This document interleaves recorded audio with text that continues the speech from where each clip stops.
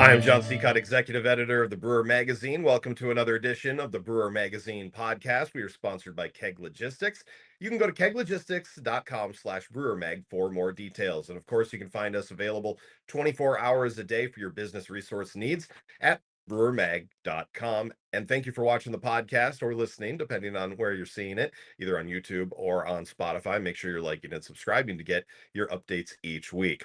Well, artificial intelligence gets talked a lot about now in the brewing industry, and that conversation sometimes can be pretty vague or, menacing, sounds bad, and a lot of talk about it. And as an owner or a manager or an employee, you might hear big promises about what AI can do for you with better margins, smarter decisions, faster growth, without real world examples of how AI actually fits into your day-to-day brewery operations. Well, today's conversation is meant to change that a little bit. We're talking with a brewery owner who uses AI as a practical business tool. In fact, he calls it his CFO to a bit and likes to give it that thought process of a role. But it's not a replacement for a person, and it doesn't get rid of experience or judgment calls. But at the same time, he's also very cautious about how much to trust that in place of the outputs and where human oversight is still going to matter. And this chat is about how a brewery owner can realistically test AI as a decision support tool. What works, what doesn't, and what questions you should be asking before you decide to rely on it. So let's talk AI with Vice Beer's Michael Perozzo on the Brewer Magazine podcast. This Brewer Mag podcast is sponsored by Keg Logistics. Now's the perfect time to review your keg management strategy. Whether you're seeking a truly flexible keg rental program or intrigued by the seamless distribution freedom of paper fill, Keg Logistics is ready to craft a personalized solution for you, ensuring you receive the kegs you need precisely when you need them. For details, visit keglogistics.com/brewermag. Keg Logistics, modern solutions for keg efficiency. And we are joined with Michael Perozzo, the co-founder of Vice Beer in Vancouver, Washington. Michael, thanks for joining us here on the Brewer Magazine podcast. Yeah, thanks for having me. Well, awesome. Yeah, AI is kind of finding its way into craft beer many different ways. We've been writing on it for a few years now, and how it can be a tool. And I think that is the most important part, that people need to understand it. It's not a replacement. It's a tool. It's an assistant, a way to help out things. And I liked seeing on the Craft Beer Professionals Facebook page that you were kind of explaining this summer about how you use it for different things. Can you explain how you started using AI and your thoughts on it, and kind of what was the first kind of introduction to AI for you and how you used it at the brewery? Yeah, I think my introduction to AI was maybe similar to just about anybody. It was like, okay, here's this amplified Google tool. Let me see what it can do. And just like, what can I ask it, But when it really came to like starting to use it in like a professional application at the brewery, I don't remember what exactly gave me the idea. I was just going through our books. Obviously, it's a challenging time for all breweries out there. And I was just having one of those moments of like, what am I missing here? What am I leaving on the table? Where are my shortcomings? And I don't have, as a small brewery, we're about 900 barrels this last year. So, where am I going to go get some consulting on that level that I need? I can't, I can't afford it. So I was like, I'm going to just upload my P&Ls to ChatGPT and ask ChatGPT to review my last 3 months and look for trends. So I was in it 1 month at a time, so that they were separate, not a quarter on one sheet. It was month by month. And I was absolutely blown away by what it came back with, and the level of detail and spotting trends and pointing things out that I was like, I didn't even notice that. As much as I've combed over these numbers over and over again, it was really neat. Yeah, then it just kind of developed from there. That was the beginning of it. Yeah, and I think the key is, it's like the more you use it, the more you understand how it's responding to you, and you can help develop your prompts better. You know how to feed the information in a little bit better? I mean, like how, like what was compared to the first time that you did it? Like, are you giving it, full raw numbers? How, like, is there just a file format that you like to use when you are putting P&Ls in? And is it just your own, what you're already using, or do you kind of have to format it so that it reads it right? Yeah, my formatting is what's easiest for me, and that is, I'm usually looking at QuickBooks on my phone, so I'm literally taking about 6 screenshots down the P&L and just uploading those as photos and go. It's like I don't have time to convert this to a PDF. I don't want to download a PDF. That's just what's easiest for me. You could do it with a PDF. I've sent it PDFs to review as well. But yeah, that's as far as like prompts. Yeah, I started once I realized like, okay, this thing can give me some in-depth insights into things that I'm missing. Then I started watching some AI stuff and being like, oh, how do you really use this? There's got to be a little bit more to it. And that's where it started diving into the prompts. Really giving it detailed prompts of what you want to get out of it. And sometimes those prompts for me have been informed by what it's given me in the past, because it might not be consistent all the time. It might run a certain report for me one time, and I'm like, oh, I really like this report. This is really helpful. Now it's not just going to give that to me every time. I have to remember to be like, earmark this report. I want it to give it to me every month. I want to see this every month. So that'll be one example. Another thing that I learned is asking it to play a role. Asking it to take, in my case, I often ask it to take on the role of my CFO. We're not a company large enough to have a CFO, but sure. That's the level of insight and recommendation, and I want that. I want it to give me sort of that accountability and tell me like, hey, you're spending too much in this area, or hey, your payroll in this area, you need to make some decisions here. Those are the things that I wanted out of it. So I asked it to play that role, and that goes a long way. Absolutely. And are you seeing, like, how long have you been doing this, and have you seen changes? Have you found validation in doing this, over the time? Like, and you actually have been able to found quantitative efforts to move the company in a better direction? Yeah, I'd say we've done it for about 7 months. It has, now I'm even giving it information like, here's what our total barrels were last month. Here's the invoices I sent out in wholesale, both distribution, and then we self-distribute in our own county. And then, here were our sales and the front of house. And it's giving me that, very accurate breakdown of like, here's what you're selling in wholesale, and here's what you're selling in retail as a percentage. And I can even do that, on a per batch basis. And it just helps us in decision making when we're like, okay, like recently, we're here in the Pacific Northwest, but we had a brewer join our team who was a part of another brewery that was very well known for saisons. And we were like, hey, there's a small demographic of people that remember this guy for saisons. We should make a saison. I ran that decision through ChatGPT of like, hey, if I'm going to do this, my distribution's not going to pick this up. Distribution in Pacific Northwest is just not touching a saison. It's a very IPA and lager heavy world. Some sours, some stouts. We're not very diverse in our tastes in the Pacific Northwest right now. So I knew that this was going to be, I wanted to know what all I wasn't thinking of. And of course, like one of those things that I don't often think of, that it was like, hey, you're going to rack off this 7 barrels of saison. You're going to have 50 liters tied up for 5 to 6 months, because we're going to pour all of the saison in house. So that's one of those things that's it brought to my attention that I wasn't really thinking of. I was thinking, we can have the saison around for a little while, and then all of a sudden it's like, oh wait, do we really want to do this? It's going to tie up my keg fleet. Not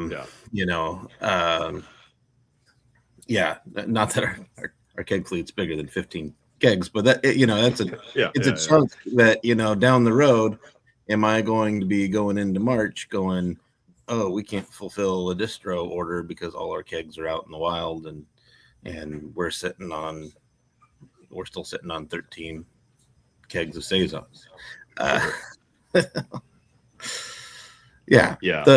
That's some of the decision making that I guess it helps me with.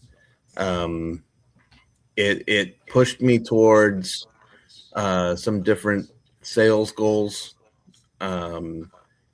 Really kind of breaking those down into like KPIs, certain benchmarks that I could look at and be like, okay, we're on track this month. It has, it's actually, we did a slight price increase with a lot of our SKUs. Actually, we've always had 5 tiers of pricing, and essentially everything bumped up one. So I didn't necessarily have to go to tell my distributors and go to all my accounts and tell them, that we're doing a price increase or anything like that. We just don't actually use a tier 1 anymore.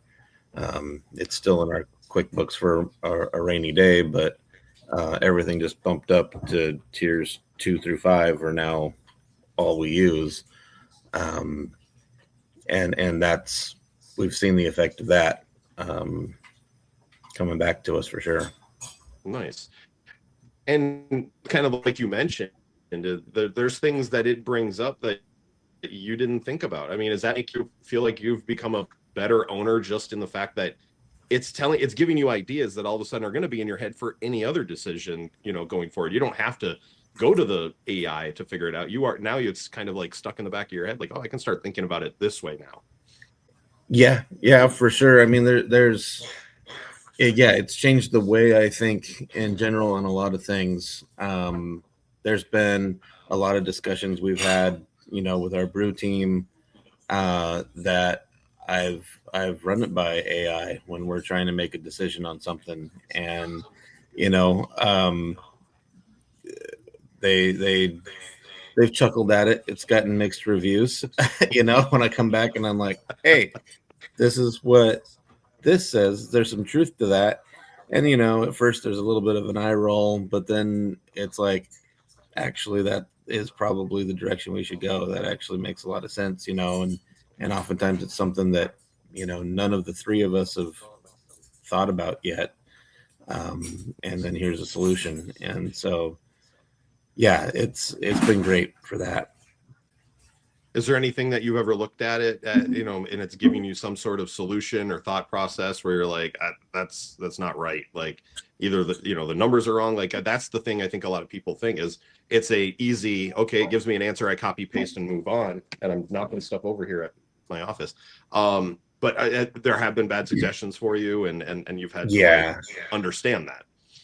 Yeah, because it certainly has, it's drawn from a lot of data that, it cites a lot of things, right? It's like, here's where I came up with this, so you go and you look at those places that it's citing, and it's oftentimes the Brewers Association and those statistics and things that they publish. And so there are a number of things that you have to understand, like, okay, it's making this sales suggestion or packaging suggestion based on what's happening on a national level.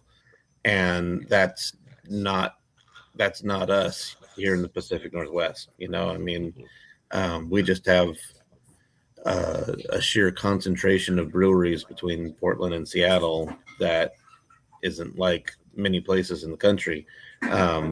So like I have to still view things through that lens and go, no, I see what you're getting at, and that would probably work in Oklahoma, but it's that's not going to fly in Portland, Oregon. So, we gotta rethink that a little bit. So yeah, it's come at me and said, hey, here's where your pricing needs to go to, and I don't disagree with it, but it's still one of those tough things where I keep a very close eye. I used to own a tap room, so I still get all of our local distributors hot sheets every week.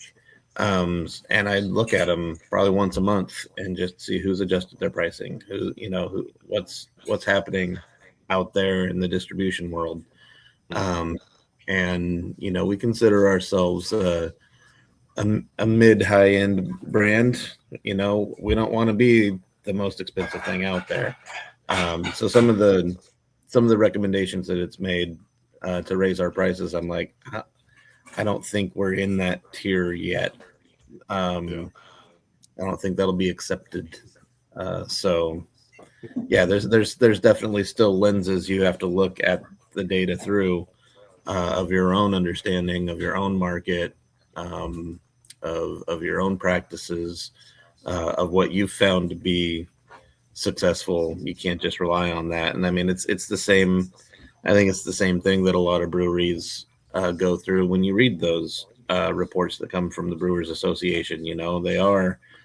It's a lot of data, and it's from all these different places. And you can see that nationally, packaged sales in cans and bottles are down this much % or whatever. But if you're having success with it, that doesn't mean pivot right away. Your market could be, very open to whatever's on the decline nationwide. Absolutely. Now, and you kind of talked about it and mentioning, bringing it up to your staff and some eye rolls at the beginning. And I think even in the discussion that I saw, there's so much immediate do not do this. You are ruining, your company, you're ruining your brain, you're doing all this stuff.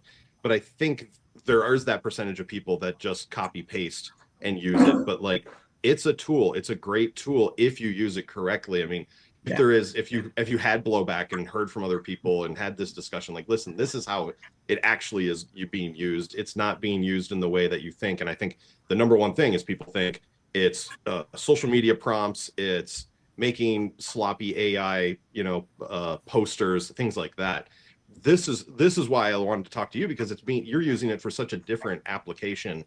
And I think the proper application is using it because it's smart and can compile information. What are your thoughts on this when you hear people say, "Oh, he's using AI"? Like, that's ridiculous. Yeah, I want to.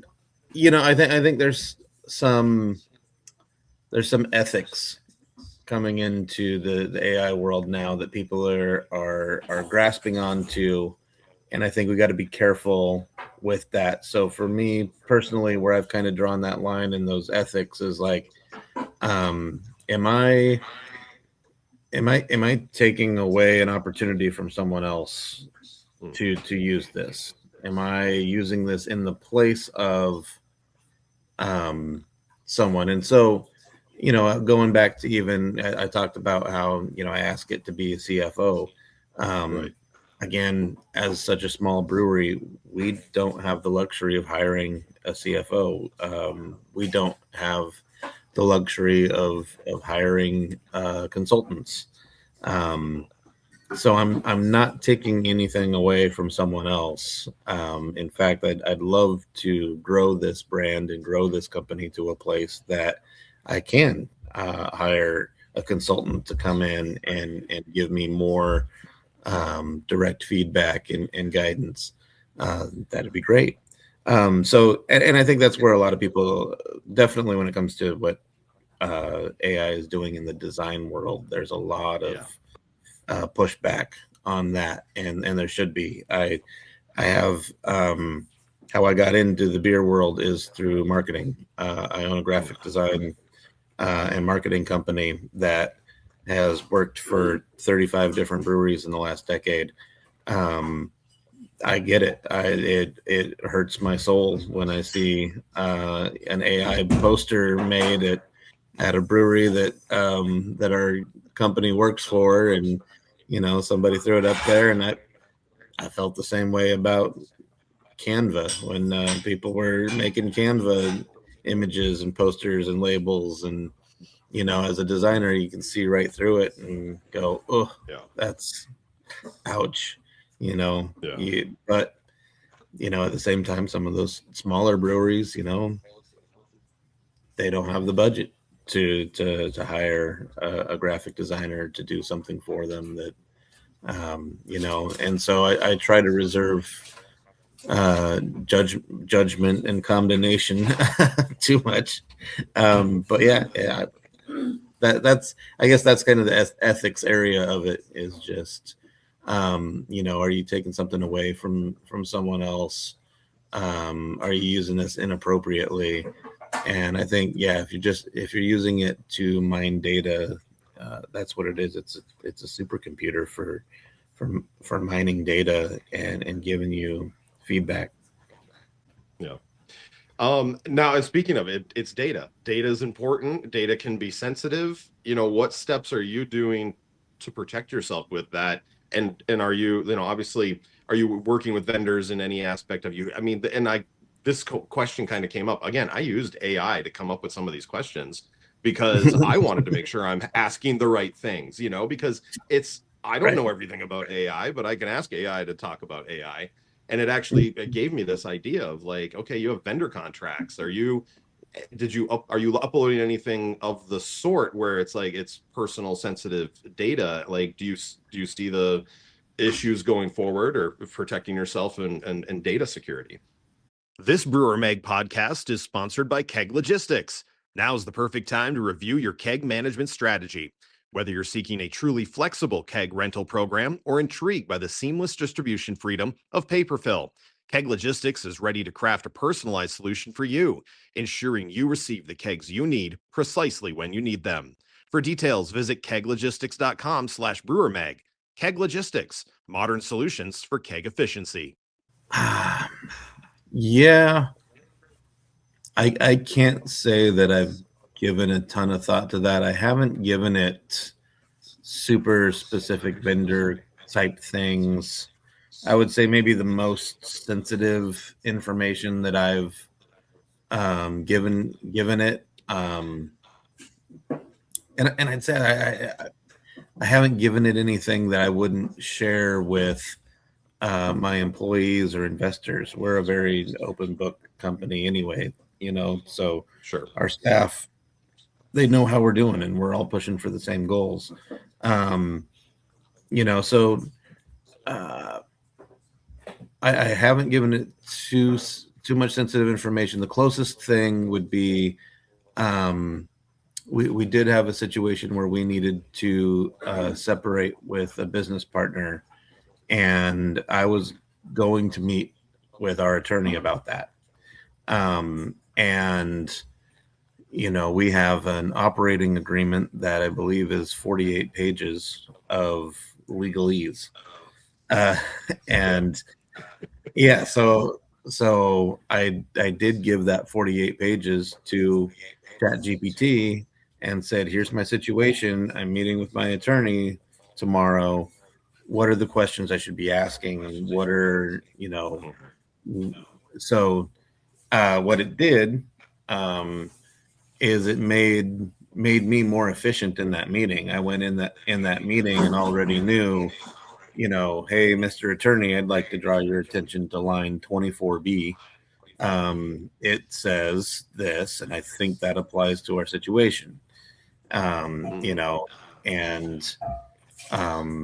I think that was helpful and probably saved me some attorney time because I didn't, and I would say at this point, your attorneys are probably utilizing ChatGPT to review large documents and pinpoint, and they were probably doing that before with keyword searches in big documents and things, trying to find certain clauses and things that pertained to whatever you were working with. But now you can give ChatGPT large documents and ask it pointed questions about that. So That was helpful, and that's probably the most sensitive thing that I've put out there in front of it.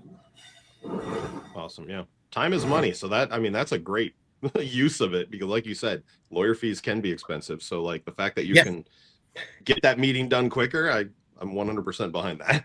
yeah, and leave him with the bullet points of like, here's the clauses you're going to want to be looking at, and Yeah. he was kind of like, oh, okay, you've done your homework. Well, Yeah. kind of. Um, bringing this back to the brewery world, then, what if someone's watching this right now or listening? What are some easy things that you think? And we've talked about being able to use the P&Ls and things. What should a brewery be using AI for, and what shouldn't it? Like, I mean, what are your maybe top 2 or 3 things that you can think of off the top of your head?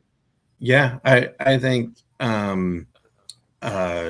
quickly screenshotting things like your P&Ls and your invoices going out to distributors and stuff, giving it those things and asking it to keep a database of it. It's great. It keeps it. It's not like a file storage that you can go click around and find it that way again. But you'd be amazed now that I'm 8 months into using it. It blows me away sometimes when it's like, well, hey, last June, this is what this distributor did. This, um, yeah, its recall is incredible. Yeah. So in terms of what you can feed it, I would say if you're just hearing this and you're like, okay, this is intriguing, where do I start? That's where I would start is P&Ls. Give it to it monthly.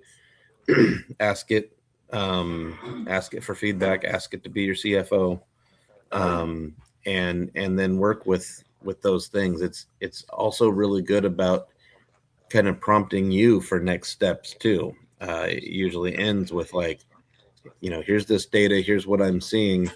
Now would you like me to put this into a graph for you? Now would you like me to project your next 3 months based on the past 3 months?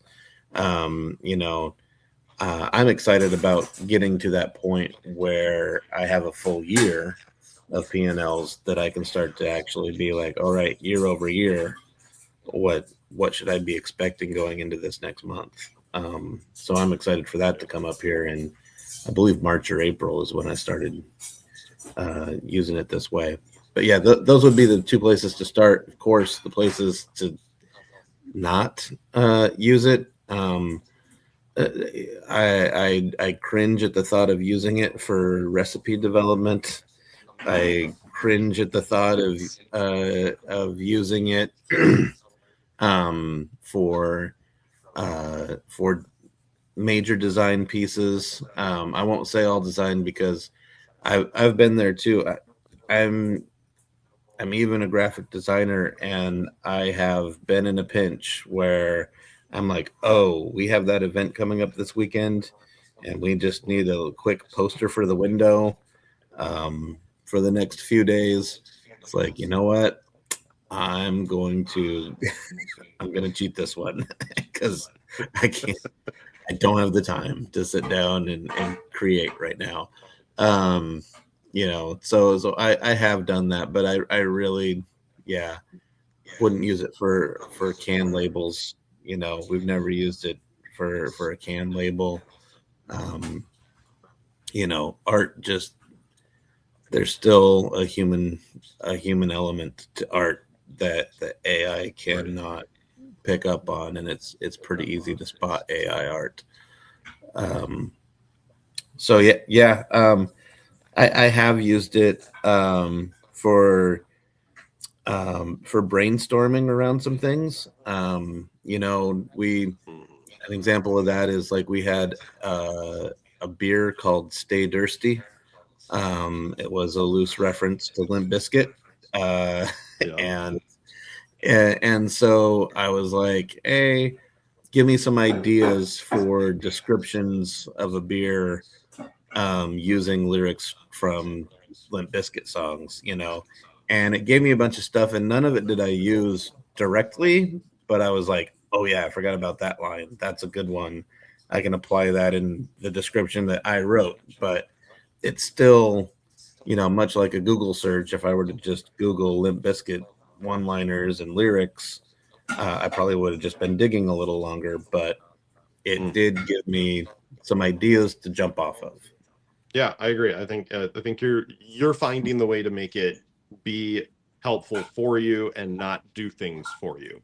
I think that's the big key, that breweries have to find that idea. And like you said, there's small breweries. When you have lots of hats, sometimes it's okay to put a hat on someone else for a little bit and see what they do with it as well, and give you that kind of insight.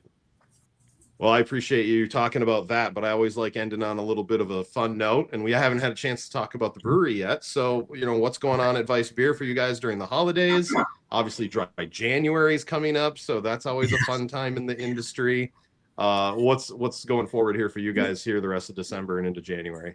Yeah, we got a lot of events in December. The holidays, we find that you give people just that extra little reason to drink, and they will come out. And so we do some fun things. Probably our biggest thing is on the 21st, the winter solstice. We have something called the Winter Solstice Summit. We light some fires outside and let people roast marshmallows. We do some, the hot poke sticks. You poke in your beer to caramelize the beer. Yeah, it's a German word that I don't remember. I know. I had it. I had it literally in my head before we started the call, and I'm already like, nope. But yeah, beer poke is a good English version of it to call beer it poke. Yeah, that's awesome. Yep. Yeah. So we do a little bit of that, and then we have a 6'5" Krampus. That's very intimidating. That hides in the brewery, and people go back there almost in like a small haunted house sort of way and get pictures with Krampus. Nice. So that become a fun little, Christmas tradition. So yeah, that's a big one here in the holidays. But then looking into Dry January, we're actually adding 2 new handles to our tap wall, specifically for non-alcoholic things, and we're thinking that this is the year that's going to stick a little bit more for us. We're hearing already people asking for non-alcoholic things, even here over the holidays when they're out with friends and stuff. And we have all the canned options. But we're gonna make a sarsaparilla. We're gonna serve some kombucha, and we've already got a hop water. So doing some things that can appeal to those folks, and even we're seeing more and more even our craft beer loving folks, particularly around the hop water. They're sticking around longer. Instead of tying on one more Pilsner, they're tying on a hop water. And that's, how they're finishing their night. I think it's a great thing. People get people home safely. Yep. There's no overindulgence, and yeah, so I think it's going to stick around a little bit more for us this year. So we'll have 3 handles that are always serving something in that line. Well, let's talk about, some of the beers in your portfolio. Which one do you absolutely love and wish more people loved? Oh, so we did. So I'll say this: we only have one flagship beer that we make all year round. Everything else, we're very known for our IPAs, West Coast IPA mostly. We do a number of hazies as well. But there's a weird thing with West Coast Pilsner. We made a West Coast Pilsner collab with Cloudburst. That it's probably my favorite beer we've ever made. Nice. Just absolutely delicious. But it's just been so interesting to see the Pilsner and lager people see West Coast and seem to kind of dodge it, thinking that it's too hoppy for them. And then the West Coast IPA purists are all like, Pilsner, that's a dirty word. I'm not going to, and It's so frustrating. But then it's also fun to see when, you know, somebody comes in and they're like, well, which West Coast IPA should I get? Because we usually have two or three. And now our staff is pouring them a taste of West Coast Pilsner first. And they're like, oh yeah, that's the one. That's yeah. And I'm like, yeah, it's because it's fantastic. Right. Yeah. Yeah. And then we tell them that it's a West Coast Pilsner, and they're like, no way, no way. I didn't know I liked those. Yep. Just got to try them. Got to try them all. Yeah. And it's interesting, I think, and this, you know, obviously you're on the West Coast, I'm in the Midwest, and the idea of a West Coast has changed, I feel like, over the last 5 years or so. Like, how has it changed? Like, just in the pure recipe profile and the style of West Coast IPAs and the thought of what a West Coast IPA is. How has that morphed? Like, was it a sudden thing? Was it you just kind of see it move? Is it because of Yeah. hazies that it moved? I think hazies came along, and you know, early on hazies were called New England style. So you had this like regional bias around it, and then early West Coast style things. I feel like I started hearing West Coast IPA post hazy, you know, 2018, 2019, you started to hear the term, and it seemed like the term included American IPA. So you would see some things sometimes that I don't think this is acceptable anymore for the style. But you would see some things sometimes called West Coast IPA, and you'd order it, and it would be orange. And you're like, well, there's crystal malts, Vienna malts. There's other things in here that I would not call this a West Coast IPA anymore.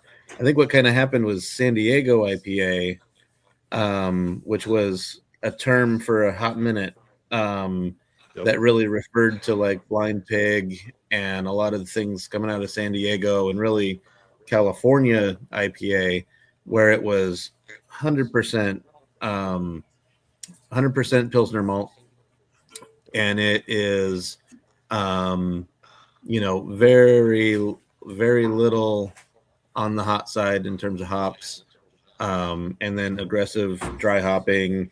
Now we've got the flowable products, your hyper boosts, your quantums, and all of those sub zeros. So yeah, I think West Coast IPA for me, it's a West Coast IPA is clean, crisp. It's dry. It's really allowing those hop aromas and flavors to really shine.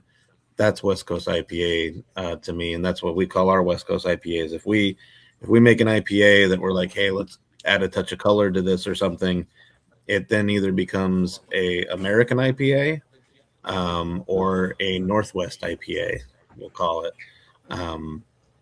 just to kind of delineate the difference there. We really want people to expect that clean, crisp, dry, punchy West Coast IPA when we say West Coast. Perfect. That's what I'm starting to see more. And we've had actually a brewery in Ann Arbor open up from a former San Diego brewer. So that's where this conversation has really shifted in the last year, especially around here. We're finally starting to see it. And I've actually noticed some of the breweries around here all of a sudden are changing their American IPA recipes and calling them West Coast IPAs because of the fact that they're pulling caramel malts out. And so it's been an interesting shift to be able to watch. So okay, that was this tangent of West Coast IPA. Is that what? If you were stranded on a desert island but could only bring one weird item from your brewery, what would it be? What is in your brewery that you would like? Man, that would either be super weird to bring or super useful. Is there something that you would need from your brewery if you were stuck on an island? Our brewery is 80s and 90s themed.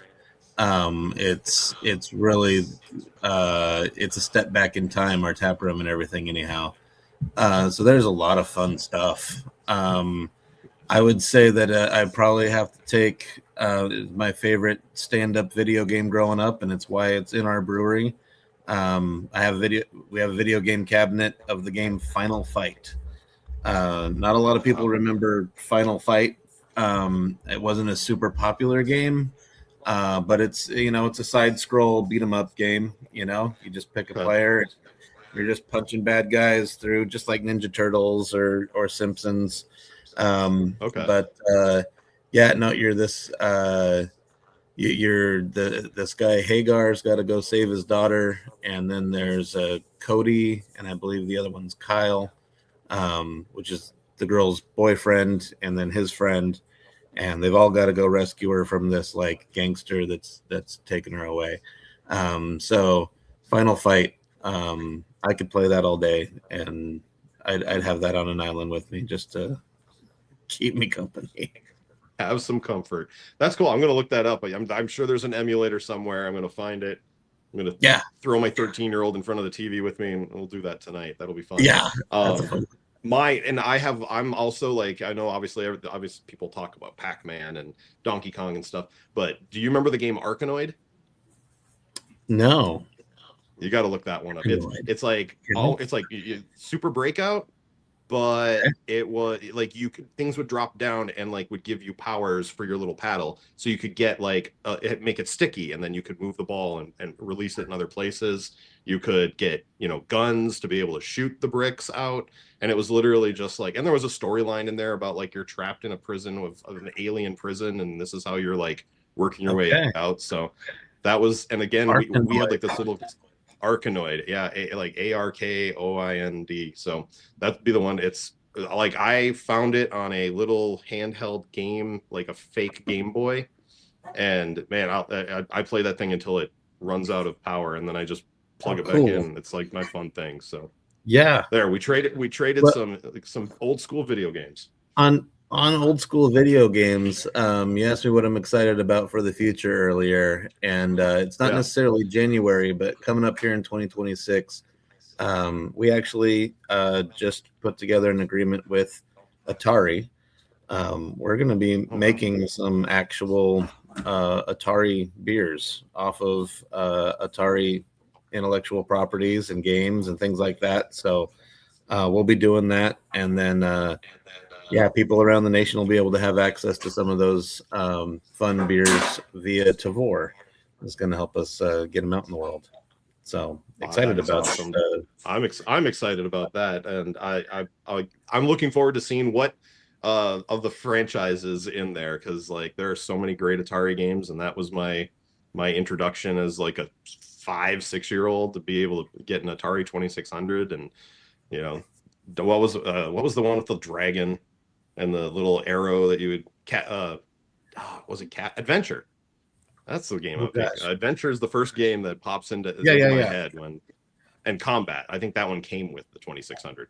So like those were the games that like you would play back then. Well, that's awesome. That I'm looking forward to seeing that. Keep us up to date on that. I'd love to know more about that. Yeah, that'd be super fun. Awesome. Well, Michael, thank you so much for talking about everything, and AI especially. And best of luck to you. And I'm looking forward to seeing what your year over year is going to be in a couple months here. Awesome. Yeah. Appreciate it. This is fun. Thank you so much. Cheers. Cheers. This Brewer Mag podcast is sponsored by Keg Logistics. Now's the perfect time to review your keg management strategy. Whether you're seeking a truly flexible keg rental program or intrigued by the seamless distribution freedom of paper fill, Keg Logistics is ready to craft a personalized solution for you, ensuring you receive the kegs you need precisely when you need them. For details, visit keglogistics.com/brewermag. Keg Logistics, modern solutions for keg efficiency.